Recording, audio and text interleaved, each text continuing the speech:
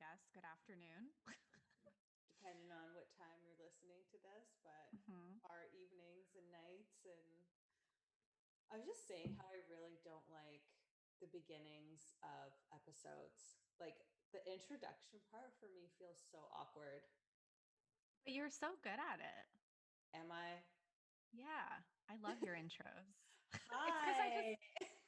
it's because I just really like your voice. Like the moment I hear your voice, I'm just like, ah. Oh, Okay, that sounded like a meditative thing, but in audio only, it probably sounded a bit orgasmic, which it can be as well. I'm not saying it's not, I love but that. My voice yeah. sounds orgasmic to you. Yeah. Orgasmic. Hello. Okay. Oh God, you can do a whole ASMR side gig and like I could see that. I would love Hmm. to. I think I would have a lot of fun with that. I don't hear my voice that way, but nobody does. Um, Yeah.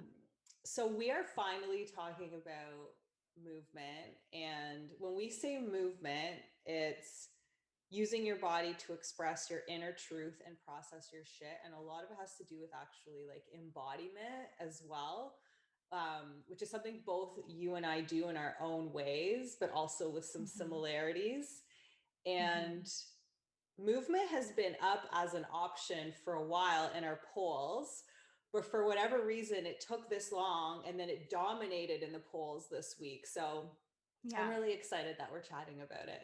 Me too. It really stole the show all of a sudden because it was like far behind every other topic it was up against. And then for some reason it just I don't know if people just like aren't down to hear about breakups right now or if it's just a True. great a great time to feel into movement maybe after all this sort of like lockdown time, not for Totally. everybody everywhere, but a lot of places. Yeah, it might be a combination of the two. With Valentine's Day coming up, maybe people are like, I don't want to hear about breakups.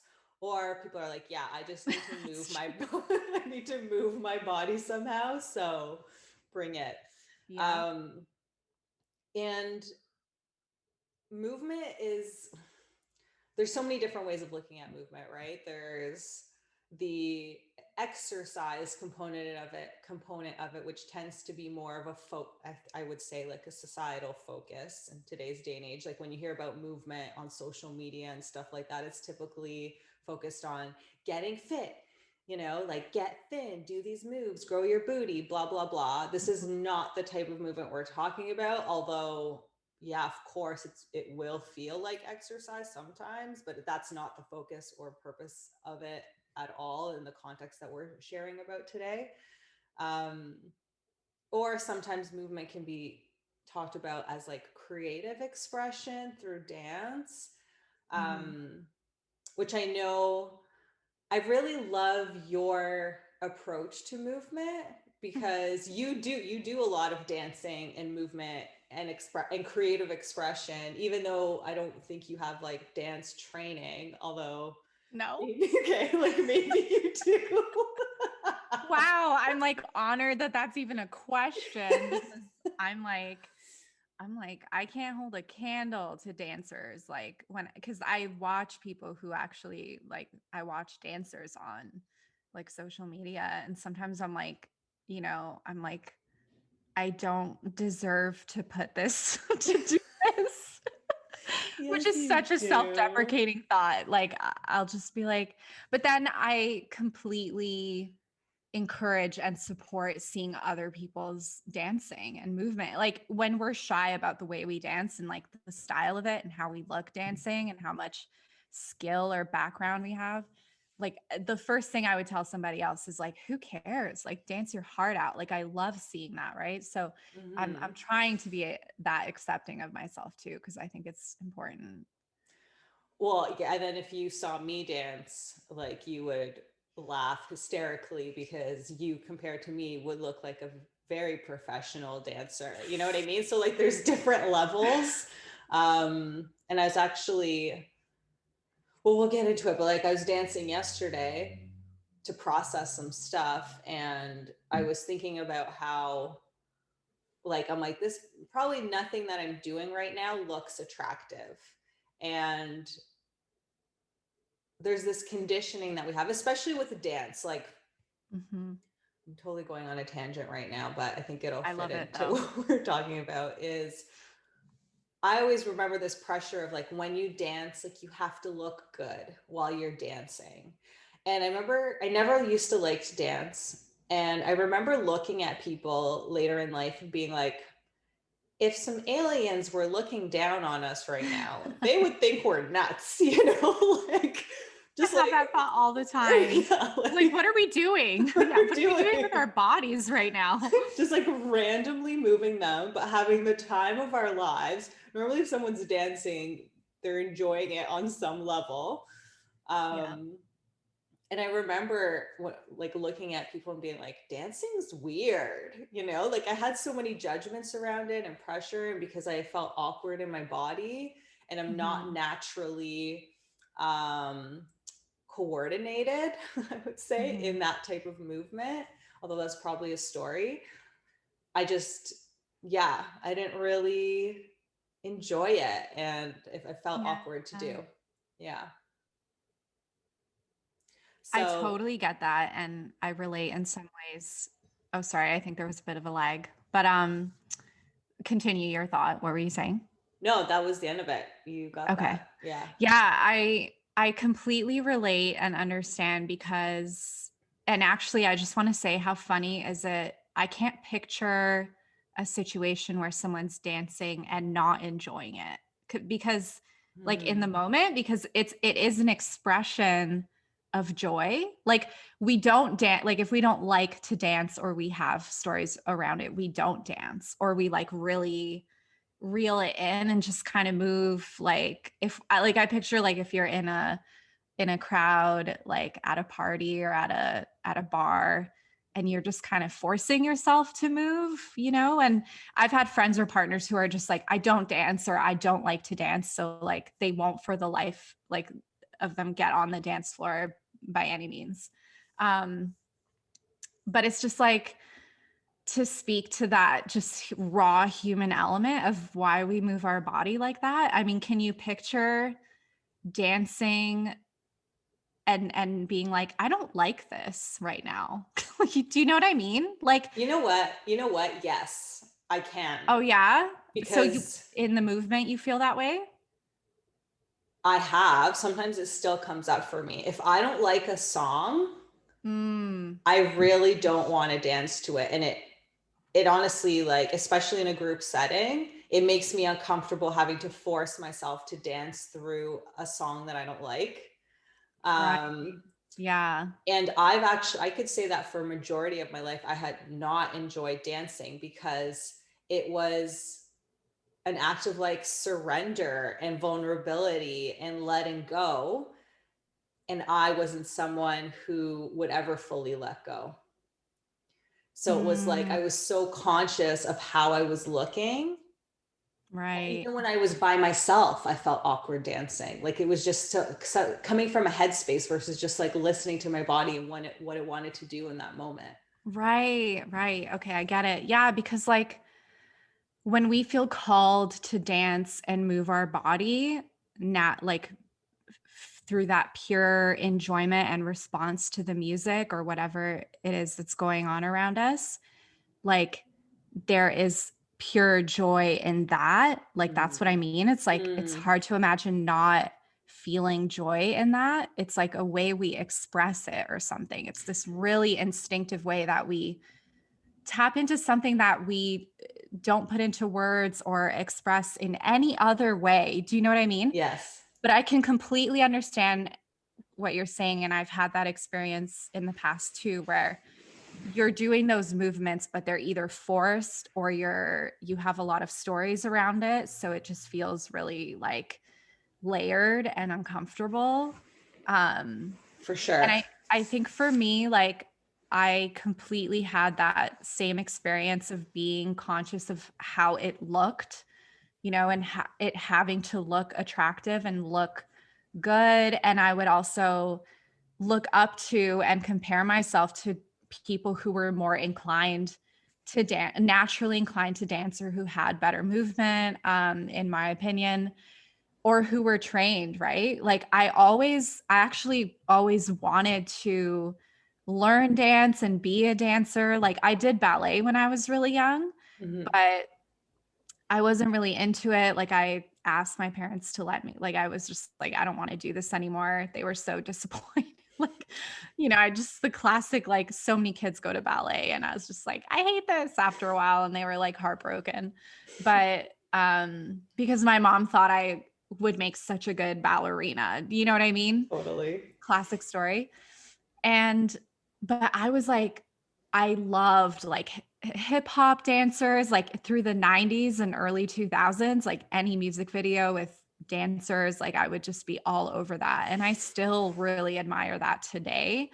But if I try, like I've come a long way to, I guess, enjoy my own movement and style, but I'm still working through some like self criticism and embarrassment with it.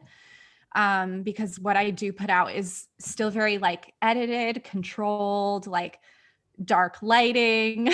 Like I have a hard time just being out there and showing it fully. But if I try to step into like a choreographed dance and like learn something, I get so frustrated and upset with myself that I just don't have like it takes me so long to figure out choreography and I find it so difficult. And then it actually makes me feel bad about myself after that I can't do it. Totally. Because I just like, I want to get over it. It's like wishing you could sing, but you sing and you're just like, but I just can't do it. I don't have the voice, But Yeah. Yeah.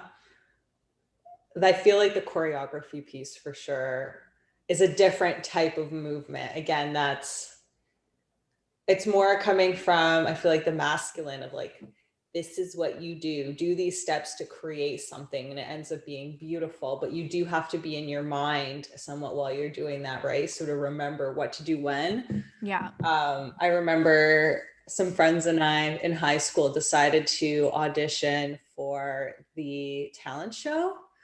And there's like 3 of us and then 3 guys. And my 2 friends had dance backgrounds, were so good at choreography. Like I couldn't even understand the counting thing. Like it was so above my head that, and then we were doing things with the guys and like sliding or like crawling between their legs. And I'm like, I don't even know what I'm doing here. And like when we auditioned, I was doing everything like one step behind my friends because I had to look to them to figure out the next steps. I'm like, I don't get this count thing. We didn't end up making it because they said our dance was too sexual. I was just gonna say, I was totally thinking of that movie with, oh my God, Lindsay Lohan. Step Up. Oh, with Lindsay Lohan. Where they do Mean Girls? Mean Girls, where they do the talent show performance, like for the holidays or whatever. Oh my God. Ours was similar, honestly. Similar to that sexual. I don't know why I agree to it. But yeah, anyways, I can totally relate to that. And I was actually I think I had a flashback while you were talking about your experience with dancing of like us at an elementary school dance. Oh my God, yeah. And we didn't care. Like, I don't even think we fully danced at those things. We just wanted to dance with boys. Yeah, it was all about the boys. And I feel like I just have recollections of us like pushing each other out on the dance floor or like to go ask guys. And I can remember how awkward we were. That's what came up for me randomly. I don't know if you remember it. No, I do. Dances. I thought of it as well, of just like how I don't remember, like, I'm sure we did, but I don't remember letting loose as much and just enjoying the music. Or maybe we really relate or remember the slow songs because they were so weighted with like the pressure to have our first slow dance or our slow dance with our crush or what have you, that it like just overpowered any like pop else. Songs. We had fun too, like at those dances. Cause I just remember like all the boys being on one side of the hot like auditorium and us being on the other. And then you had just that mortifying, I never want to go through that again, like experience for like the guys too, walking up and being like, do you want to dance? And then like a girl being like, no, you know, and just like so much to that, so much. Yeah. I don't think I ever said no, by the way. That's awesome. I don't know if we were even allowed to say no. There might have been some rules. That's true. You know what? I feel like that might have been, I feel like I remember something like that. Because I definitely danced with some boys I didn't want to. I remember that. Yeah. Yeah. Because I remember I was just very, and this is so awful, but I was just trying to stay, like, have as much distance. You'd use your fingers. Yeah, and use my finger. So bad. I know. We're socialized in such problematic ways. 100%. But one thing that I thought of that's relevant to the topic too is I actually did like so for all the struggle that I have with choreography and how much I wish I could pull it off. And in this current day of like TikTok, you have all these like bite-sized little choreographed dances that feel like you could do it. Like it's easy to learn. And I've tried a few and I'm just like, I can't do it, you know, or it's going to take me all day or 2 days to learn this before I get anywhere close. But I did sign up for this like dance performance troupe a few years back. And it was actually kind of at the start of my whole journey into sensuality and having like fostering a better connection with myself and my body. And I can't remember how I came across it, but here in Toronto, I think they're called the Army of Sass for anyone that is local. And it's just like open to, I think it was women only at the time. I'm not sure about now, but it was like an all women's, like you join the dance program that goes for maybe like 4 to 5 months. And you basically get put into a group with a teacher, and you train for an eventual performance on stage together. So fun. To a song. Yeah. And it's like, I must have seen one of their performances and that's how it first got planted. But it's like the show itself is maybe like, you know, like a couple hours of performances, and like there's all different groups at all different levels. Like you have your beginner, immediate, like intermediate and advanced. So you see a whole range of like skill. But what was beautiful, and I was in the beginners class, was like you had women from all walks of life, all ages, all situations, who were there just to connect with themselves again. Like, and what I loved so much about that experience was, yes, there was choreography to learn and it was tough and challenging, but it was one of the most like rewarding phases in my life, because like learning the dancing on a regular basis was like, you know, it was a triumph every time I made progress. But more than that, connecting with all those women, hearing their different stories about why they were there. And like in the training sessions, we would not only learn the choreography, but we would do these like warm up steps and things to get into that like sexy vibe. Like there would be workout or like stretching and like working out, like doing things to, you know, help your body support the work, but also things like strutting, like learning how to strut and like twerk and like wind and all these things that just, the goal was to connect you to how sexy you can be and feel. And then they would plan what your song is going to be, right? And it was always like, there's always a theme to the whole show, and like really good songs. So you'd get your song and then outfits as well. So you'd have to like put together, you know, the outfit based on, and it was like, you know, the outfit was kind of sexy too. So the whole thing was this very like sexy, sensual performance. Okay. It was one of the scariest things to go on stage and do it. We did it like 2 nights in a row. They fill a whole like nightclub with an audience. Like it's like a, you know, it felt like a big thing. Wow. My whole family came out to see me like for one of the performances, which I think I remember just being like, my mom and my aunt can come, but my like dad, like everyone ended up coming. But it was actually really awesome, really awesome. And like, Wow. I still have some things about cringing at how I did with the actual choreography, but as a movement practice, it was just really amazing to connect. I don't know, it took a lot of my insecurities and struggles away with movement, or it like inspired some growth from there, you know? Yeah, for sure. Is it okay? Yeah, once you said like sexy choreography, it's kind of like the boudoir. Is it called boudoir? No. Yeah, boudoir. Yeah. Yeah.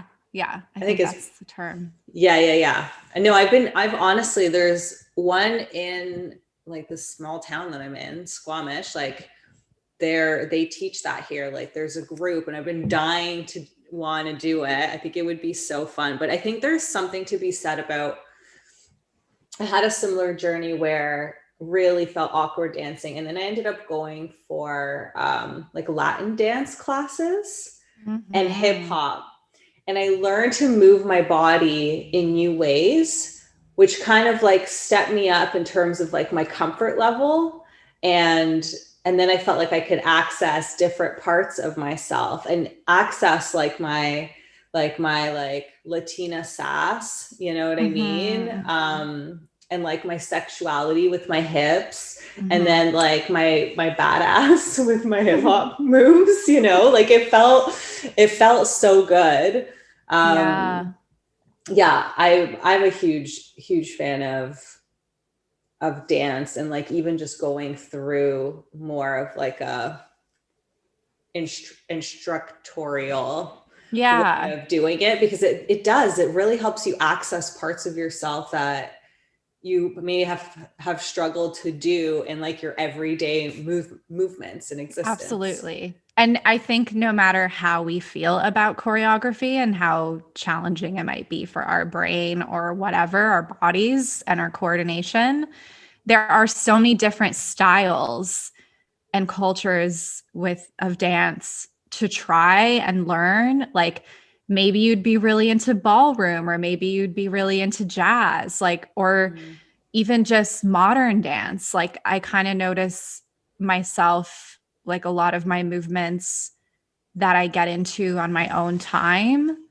maybe feel like the thing they resemble most is like that kind of freestyle modern dance, you know? But to what you were saying earlier, how some movements you think to yourself like they wouldn't look good. Like I think that's what's so amazing about a movement practice by yourself in isolation and your own privacy is, you know, there's the whole element of dance and then just like pure movement to process feelings and process things and get inspired. And when I'm alone and in the dark and there's like nobody, I even close like all my blinds, like there's absolutely no chance that anybody can see me. And it's even less about the shame that would come up around that and more just about having this ultimately supportive private container where I can move however I want. And I'll discover a lot of new ways to move my body that way as well. Like I've noticed that my confidence with moving my body has increased the more that I've engaged in a movement practice on my own. And I will more likely like allow myself to really connect to the music and release whatever I need to and move however I need to that way. And like sometimes I'm like head banging. It's called head bang. Oh yeah, like shaking my head around and like crawling on the ground and like rolling around or twerking or just like slithering around like a snake. Like there's so many movements I'm doing that I don't even know where it comes from. It just happens, you know? Yes, totally. I've been introduced to like more official embodiment work pretty recently this year through my teacher, John Wineland. And it's been so powerful, because when you incorporate, so embodiment is basically bringing into your body and feeling through your body either an emotion or a way of being, or you can also channel like a certain person or animal, or, you know what I mean? Or plant, like whatever you want, you can bring that into your body and then allow that to be the guiding force behind how you move. And there's been so many gifts that I've received through the process. So I know you and I talked about this in the anger episode, but there's using your body to process and move emotion through, right? Because sometimes like we're so used to being like in our linear types of movement that we always are in, that things just get stuck energetically. And actually, this is why I think people love to dance so much, because it's non-linear. Right. Oh my God. Yeah. It's outside of the normal way of operating. So it allows you to just expand and feel freely expressed and enjoy this like human vessel that you're in, you know, this form that you're in.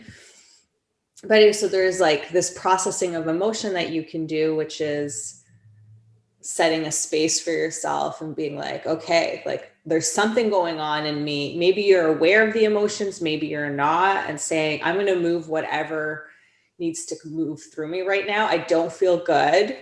I want that to shift. My body doesn't feel great. So I'm just going to put on some music, and maybe even following your own way of doing it, where you just hit shuffle on your playlist, right? And let the music guide you, and just moving your body in whatever way it wants. Really often emotion will come through on its own, the full spectrum, right? Yeah. Oh my gosh, there's so many things I want to say about this. And then there's also the embodying of, let's say, who you want to be in the world.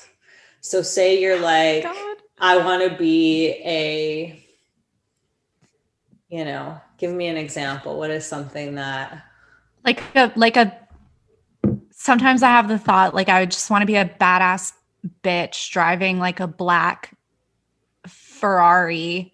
Yes. Right. Okay. So cool. So, right. So it's connecting in with that vision.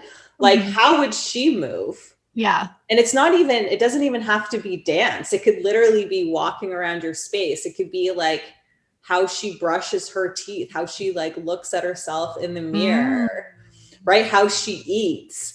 But then also, of course, the dancing piece is always fun because you're focusing on the movement too. But it's, when you do that, you're actually creating a new almost awareness in your body. It's like you're retraining your body for what you want it to be versus what it's used to being and the way it's used to being. God, that's so profound.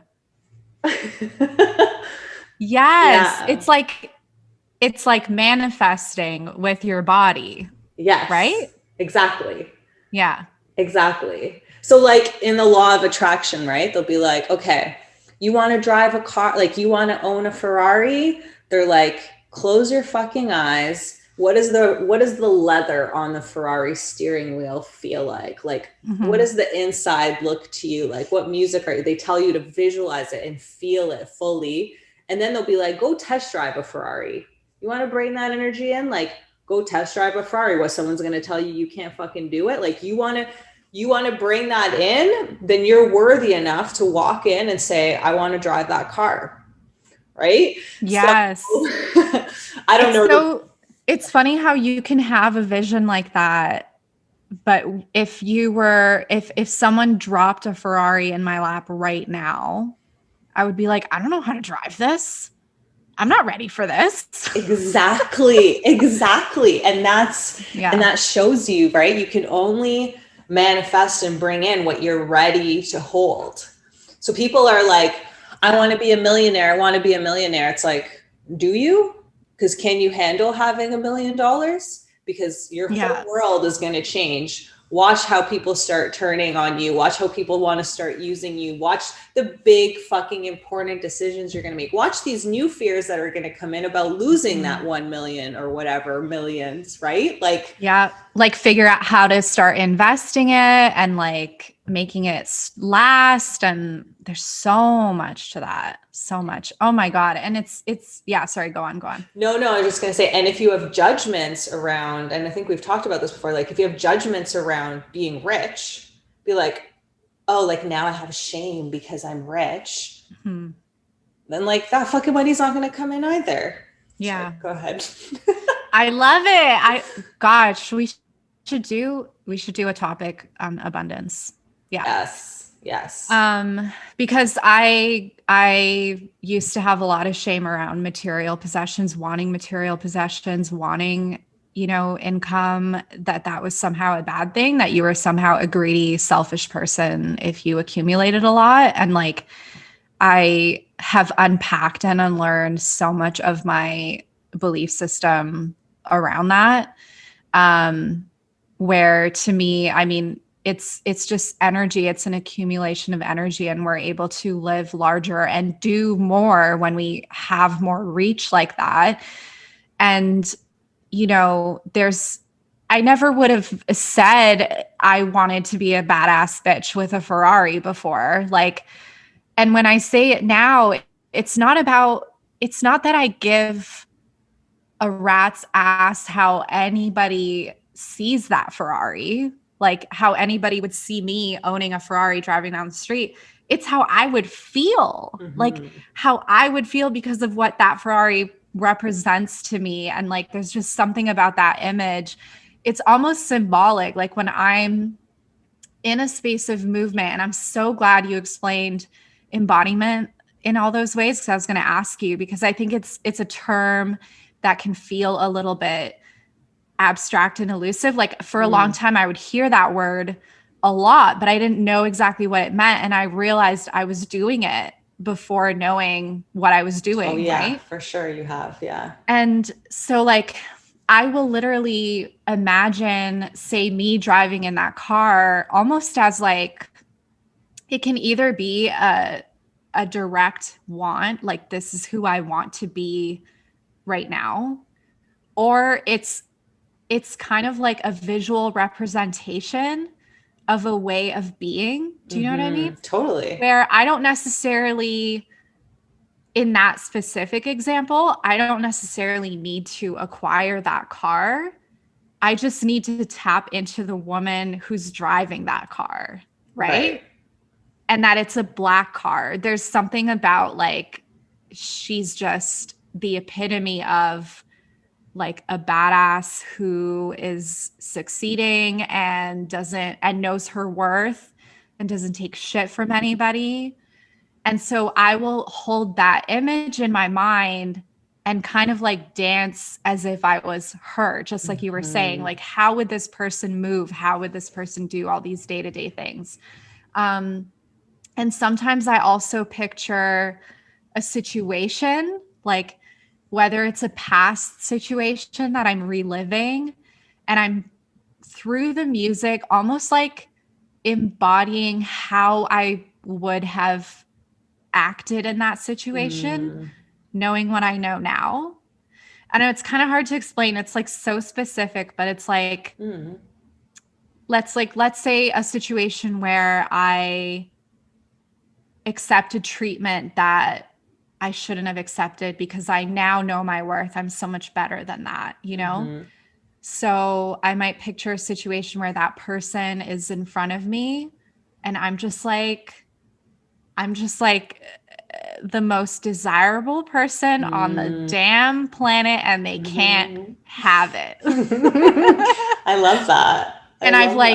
I've not only in that imagined situation been like, you can't treat me like that, but also like, look at me now, So there's like these almost like healing modalities I go into about like, who would I be in that situation and how am I moving through my body like that? Otherwise, I also just picture myself as like a rock star or like Usually actually when I'm listening to heavy rock music, I picture myself as a as a groupie because I really love like there's a part of me that would have loved to have been in that era of like Guns N' Roses and like touring with them and just like getting on stage. And there's a whole dark side to being a groupie that I'm ignoring and all that, but yeah. I love that. But yeah, I love that you're like really speaking to bringing in whatever energy you want to channel in that moment, or person that you want to be, or confidence that you want to have, whatever it is, and then moving in that way. It's so powerful. And embodiment work is so awkward at the beginning. Like it really can be awkward because so even in the work that I've done with John, like in the program, he's had us do such a range of different types of like archetypes. So from like drunken housewife to queen to like fucking Tinkerbell, you know what I mean? So it's such a range, and you're moving your body in those ways. And I was like, this is all so awkward for me when I started. And now like there's still certain ones that will be more comfortable for me than others, but like my range has expanded so much. And I see it reflected in my outward expression and how I carry myself and my confidence, like fully just in practicing it.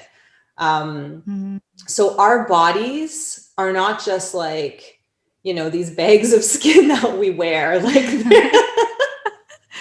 talking like me now. I love it. Like every episode, I'm like, we're just bags of skin. I was like, where did I get that from? Of course, I got it from you. But we're not just wearing these bags of skin. Like, work with your body. Like, if it's like, okay, playing a sport, right? They'll always have the athletes, or like in the NBA, like visualize making the shot, visualize making the shot, visualize making the shot, right? All the things that you need to do. They actually do visualization practices before they go out on the court or the field or the diamond or whatever. Wow. Because it fucking works. So it's like the same thing. And then never mind, they're practicing physically doing the same thing over and over, training their body. This is me doing a 3-point shoot, by the way. I love it. Like one of these. It's just like, it's simple. That's all it takes. I'm just like, yeah, it looks very, very legit. No, I love it. You're translating a big movement into like you're being accurate. I love it. Thank you. And it's the same thing with anything that we want in our own lives, right? Like visualize, like, yeah, you walking into a Ferrari dealership, fucking throwing the money on the table, or being like, I'll take that one. And what you'd be wearing, then like keep visualizing that as often as you can. And then move your body as if you're doing that. Start dressing as if you would dress to go buy that Ferrari, you know, if that's your core goal, you know, that's just one example of it. And be in that energy and just like own that image more and more and more until it just becomes normal to you. And now you're the person, like I picture like, you know, like wearing all black, like black leather pants and like 8-inch heels or whatever it is, like, yes, then that just becomes you now. And watch how fast that Ferrari comes. Man, because there's this idea that I've struggled with this for so much of my life, where I have this image of who I want to be, and it might be fixed in time, where it's like randomly in my mind, I'm like 5 years from now, 10 years from now, some point in the future, I'm going to be this person. And I have always done that. Like as a teen, I would picture myself as an older teen. As an older teen, I would picture myself in my 20s, you know, and it's almost like the same person all along that had felt like, you know, the carrot on the stick, is that the analogy, that I could never reach. And the reason is like, what is going to happen to suddenly make me that person passively? Right. Nothing. That I can keep daydreaming about her, but the thing that I came to was like, I am already her. I am Yes. already her. She is already within me.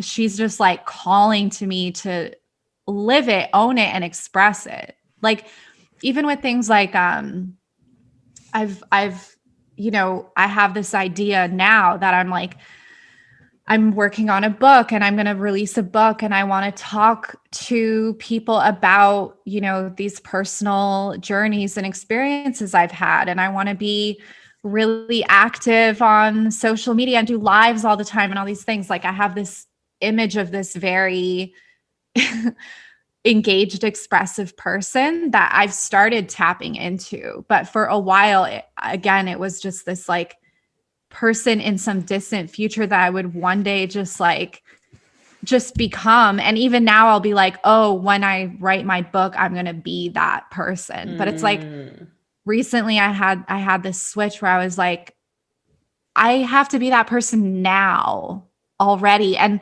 I'm not going to start to get comfortable being that person until I start practicing and getting comfortable, like with the things that person does. Yes. You know what I mean? Yes. If that person does lives all the time, and that's like such a tiny thing, but like, let's say that's the thing, and you feel shy or it makes you uncomfortable. I'm not just going to one day wake up and be like, wow, I'm totally comfortable doing lives. Like, I have to do it until I get there, So it's really cool. And I love that you brought up the sports aspect, like athletes, because I didn't realize they do that on a professional level. Like, and that's such a testament to this not being just like fluffy, like flu stuff. This is like, this ain't no flu stuff, okay? I think the term people use is woo woo. I don't know why. It's just flu. I like flu. But it works. Like, it works. And the last thing I'll say, I'm not going on such a long tangent, but I was watching a documentary just out of total boredom on Shawn Mendes, only because I was like, I don't know who this guy is. I know. I was like, I don't know who he is. All the young people love him. I'm just gonna pop into this film and try to understand what he's about. I didn't get through much of it, but the part that I did see was, because he's from Toronto, our home city. Yeah. And he showed how he had a goal of performing at our Rogers Center, which is like our big stadium. And he did it, obviously. And he showed his like notebook where he had written like for several pages, like, I will perform at Rogers Center. I will perform at Rogers. Like, and he was like, I manifested this. Like, he just flat out said it. And I was like, okay, like, this guy has my respect, because he's like pretty tuned in. Like, that's pretty cool. He's just like letting his secrets out, It's honest. Oh my gosh. I could give you countless celebrity examples of them using visualization to make things happen. Jim Carrey wrote himself a check for $2 million and he wasn't making any movies, like getting nothing. And then a year later, he had that check in his wallet. A year later, got paid something like 20 million for Dumb and Dumber.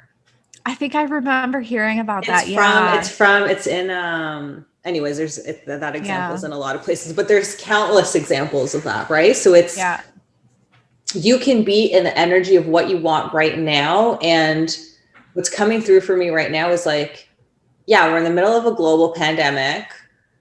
Many of us are isolated, stuck at home, probably can't do a lot of the things that we want.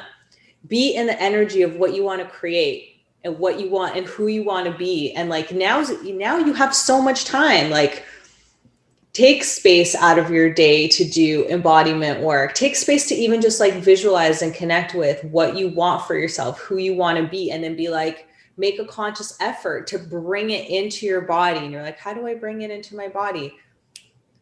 put on a song, and even if it's like, I just want a really big house, okay, dance like you would as if you were in the middle of that house right now. How would you dance? How excited would you be? Would you be, you know what I mean? Like kicking your legs in the air, like whatever, doing handstands against the wall, like twerking against the wall, like who knows? Everybody would be different. Yeah. But and that's just a possession, but like use your body, make your body feel like it's already real.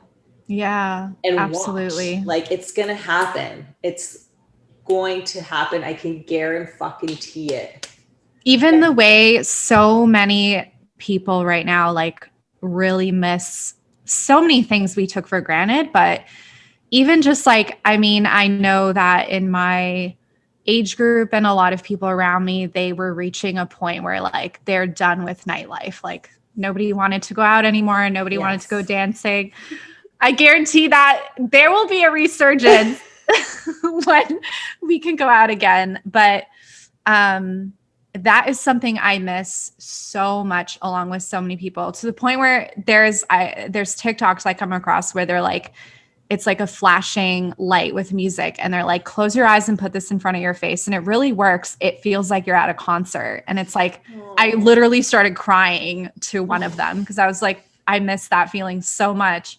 But in my movement practice, one thing I really miss is, you know, I'm at a stage in my life where I want to express my sensuality in an outward way now. I want to inspire other people with it. I want to connect with other people through it. I want to be at a bar or a club and I want to be dancing and enjoying myself and meeting people and having body contact, you know? So I miss that. And the fact that I'm in a stage in my life where I can do that, like, you know, because I'm on my own, I'm not in a relationship, like, I can't do it right now. And so that sucks on one level and is hard, but I'll flip it in my movement practice to literally set up my space to feel like I'm at a bar. Like, even if that means pouring myself a drink, but if you're not drinking, do a mocktail, doesn't matter. Like any kind of mood lighting you can figure out and just like go crazy and picture, like I will picture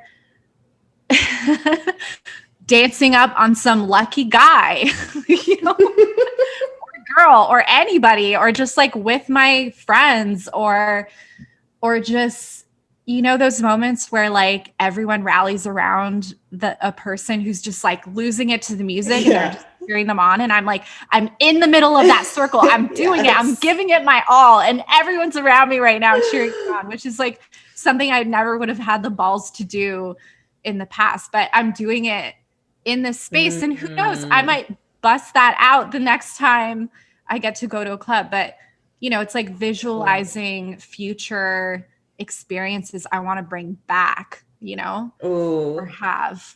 Yeah. I love that you're saying that, because it can bring you back or into, like, that's the power and beauty of movement. Like it can take you into anything or anywhere. Right.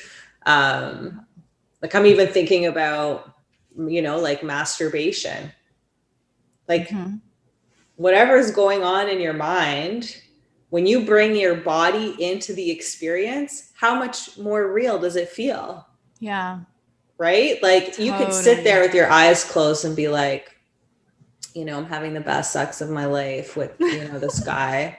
And it's like it's kind of hot or whatever. But like if you grab your vibrator or your fingers and you start touching yourself in that process, like, oh, it is feeling way more real in that moment. And I think we talked about this, or I know you talked about this recently, but I don't know if we talked about it in our episode, like manifesting through orgasm. Absolutely. Yes.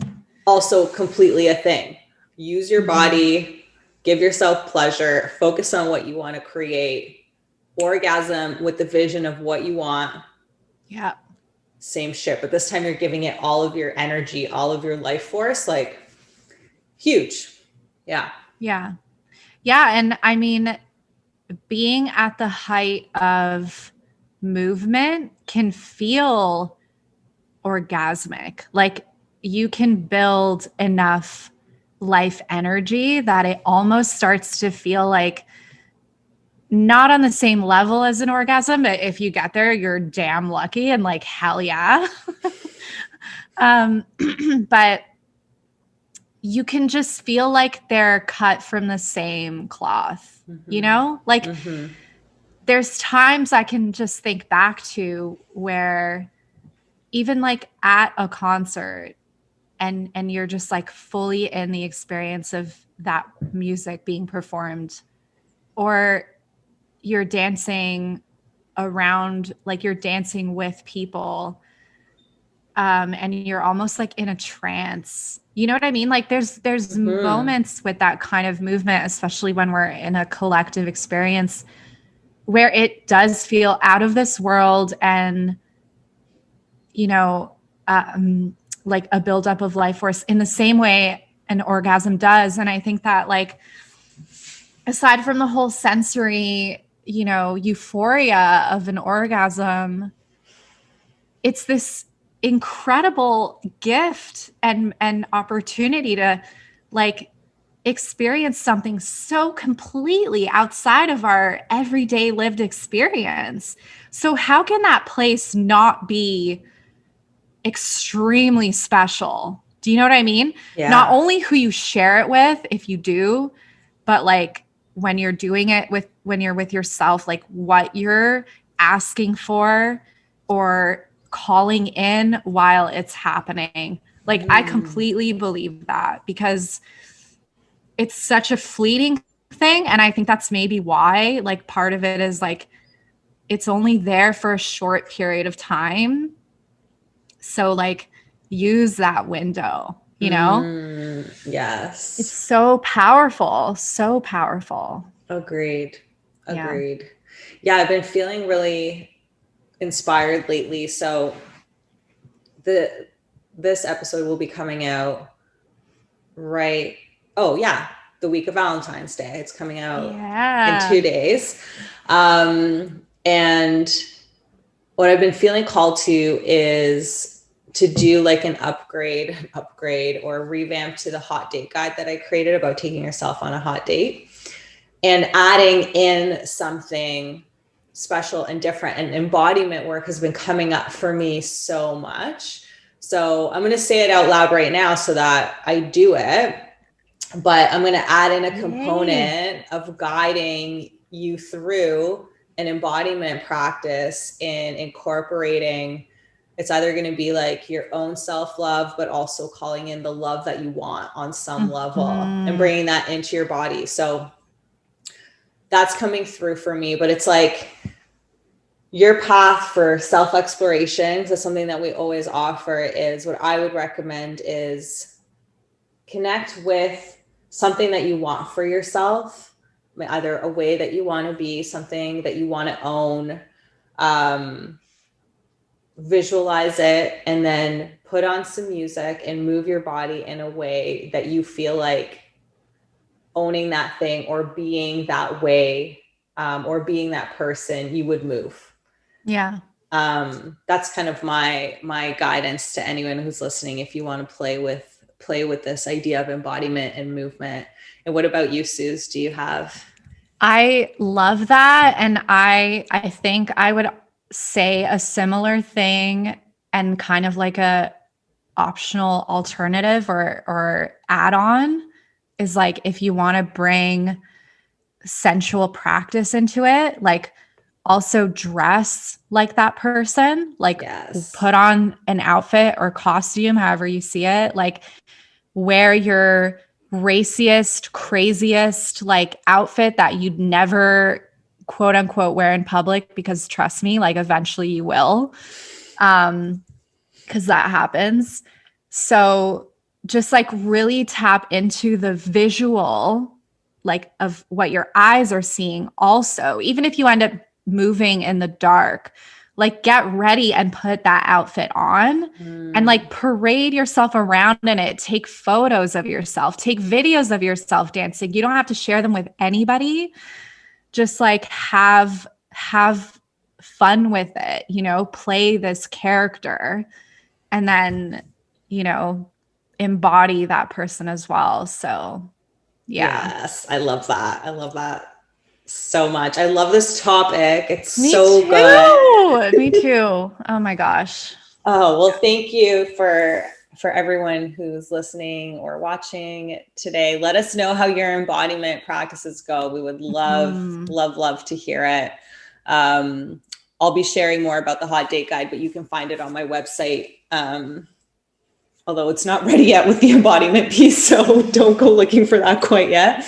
Yeah, and thank you, Suze. I think you so beautifully exhibit what embodied movement can look like and feel like. And I feel like you've really brought a new, like a deeper aspect of yourself forward through your own movement. So if you're looking for inspiration, find Suzanna, Suze Bubs on Instagram or Suze Bub on TikTok. She has a ton of amazing videos. Thank you so much. Yeah. It's been amazing to chat. Yeah. Oh, I want to do like a part 2, 3, 4, and 5 of this. But Agreed. We'll see. Me too. Yeah. Well, thank you again and talk to you very soon. Okay. Bye. Bye.